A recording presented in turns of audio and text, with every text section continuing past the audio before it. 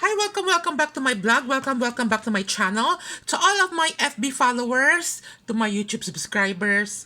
Again, thank you so much sa suporta po ninyo doon sa mga suki ko na bumili na po sa akin sa nag-iisa kong online FB page, ang Cosmic Gemstones. So as of now, meron na po akong almost, magsi 6,000 na po ang aking followers. And still continuing, tuloy-tuloy po yung pagpa-follow po sa akin. Again, thank you po sa inyong lahat, sa mga bumili na po sa akin, sa mga nagtiwala sa akin. Thank you from the bottom of my heart. Lalong-lalo na doon sa mga repeaters ko, yung talagang avid suki ko, yung mga avid supporters ko. Walang hanggang pasasalamat at pinagkatiwalaan niyo po ako. Again, thank you so much. So, itong video na to, i-upload ko po ito sa aking FB page, ang Cosmic Gemstones, at i-upload ko rin po ito sa aking YouTube channel. So for today's video, ibablog ko po sa inyo, ipaflex ko po sa inyo itong Medicine Buddha Bracelet. May mga nagtatanong po kasi kung ano po ba itong mga Medicine Buddha Bracelet. May mga bumibili po niya ito and then yet hindi nila alam kung ano ba yung pinaka-benefits nito. Okay? Tapos may mga nagtatanong din po sa akin na mga customers ko, ano daw po ba yung pinaka-highly recommended ko do sa mga taong sakitin, sa mga taong may sakit na, at do sa mga taong gusto ng proteksyon para sa mga sakit. So this is more on sickness, disease, or it's more on health issue po ito. So ito po yung i-flex ko po ngayon, ito po yung tinatawag na Feng Shui Medicine Buddha. Okay? Feng Shui Medicine Buddha po. Pag sinabing Medicine Buddha, it means from the root word medicine, gamot. Sabihin, nire-relate po ito sa sakit, sa good health, sa protection sa sakit, or may kinalaman po ito sa mga sickness, healing, paggaling, di ba? So, ito po yung highly recommended ko doon sa mga taong naghahanap ng lucky bracelet for protection against sickness para hindi po maging lapitin ng sakit at hindi po maging sakitin. Okay? At sa mga nagkakasakit na at gusto ng mabilis na recovery, yung mabilis na gumaling sa sakit, ito po yung maire-recommend ko po sa inyo, ang Feng Shui Medicine Buddha. Okay? So, ito po yung sinusuot po ito po ay bracelet. Ang stone po niya to is magnetic hematite. Okay? At meron po siyang golden Buddha. Okay? Pinaniniwalaan po kasi ang golden hematite, okay, ang magnetic golden hematite ay nag-a-absorb po ito ng mga negative energy. Lalong-lalo ng mga sakit, hinihigop niya po yung mga sakit. Hinihigop niya po yung mga negative energy. Hinihigop niya po yung mga bad luck, yung mga bad, tawag dito, regarding po sa mga sickness, sa mga sakit, negative, lahat po yan hinihigop po niya ito. So once na pinagsamo niya na po itong golden Buddha's head, at itong magnetic hematite, ito po na yung tinatawag na Feng Shui Medicine Buddha Bracelet.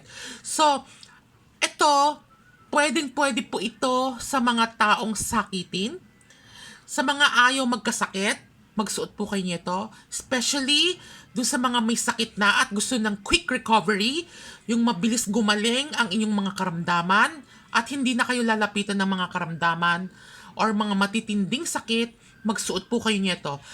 Highly recommended ko po ito sa mga senior. Kasi alam naman po natin, kapag senior na po, mahina na po ang katawan, lapitin ng sakit, sakitin, mahina na po. So, ito po yung highly recommended ko po for good health. Ang tinataglay po niya itong Feng Shui Medicine Buddha, number 1 is for good health, protection sa lahat po ng uri ng sakit para hindi kayo sakitin. At pangatlo, for healing po ito. For healing, para mabilis po gumaling ang inyong sakit.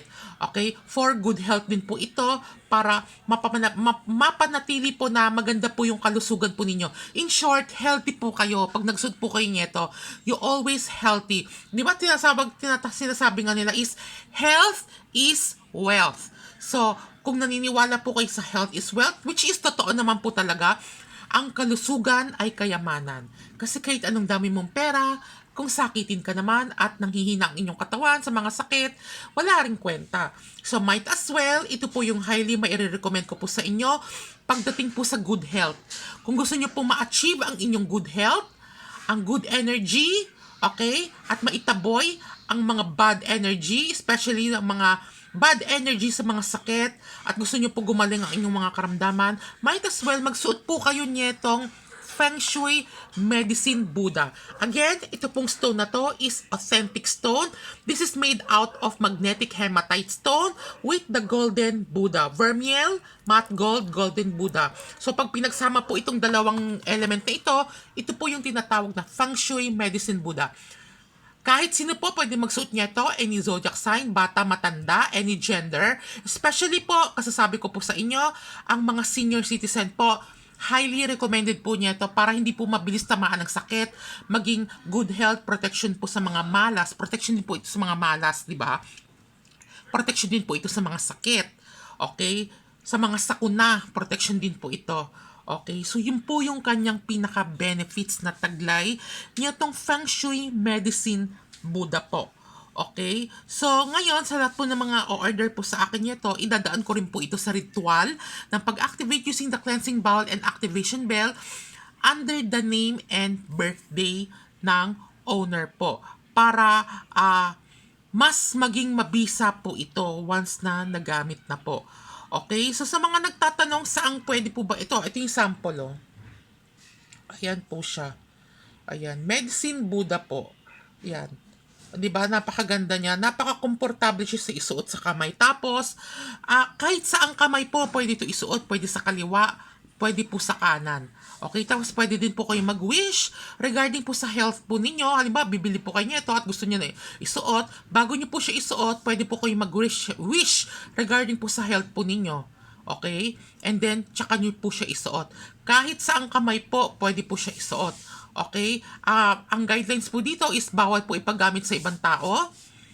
Bawal mabasa ng any kind of liquid substance. Bawal po isuot kapag maliligo. Bawal po ipamigay sa iba or bawal din po ipasuot sa ibang tao at bawal po ito paglaruan. Pwede din po ito isuot habang natutulog. Yes, pwede po ito isuot habang natutulog. Okay, sa susunod ko pang video, meron pa ako isang version ng Medicine Buddha, pero figurine naman po ito, kulay blue naman po yun. Yun po yung dinidisplay naman po at gagawin ko po yun ng ritual, ng explanation po. Okay, so for today's, ito po yung Medicine Buddha na sinusuot. Sa next video ko, papakita ko naman sa inyo yung dinidisplay naman po na Medicine Buddha. Na figurine po siya. Okay? So, yun lamang po. Matagal ko na po ito na i-post. Matagal na po ito available. Okay? Mag-message na lang po kayo if interested po kayo. Kung gusto nyo po mag-avail. Kahit anong zodiac sign, pwede po magsuot niya ito. Bata, matanda, any gender. Kahit may kasalukuyang may sakit po kayo, pwede rin po kayo magsuot niya ito. Okay, halos wala gaanong restriction dito, konti lang naman po. Okay, so yun lamang po again, at pwede rin naman po ito mabasa sa ulan. Okay lang po mabasa ito sa ulan. Okay, so yun lamang po. Sana po nabanggit ko yung mga dapat banggitin regarding po dito sa video na to. Regarding po dito sa Feng Shui Medicine Buddha. Okay? For overall protection against sickness. For good health po ito. For strengthening your body. Okay? At pangtaboy na rin po ng bad energy. So yun lamang po again maraming salamat sa mga tumatangkilik sa akin. Thank you from the bottom of my heart.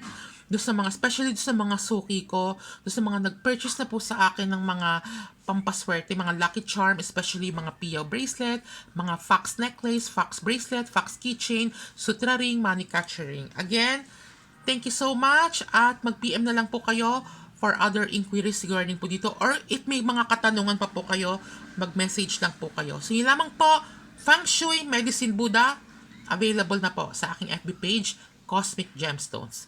Yun lamang po, bye! Bye!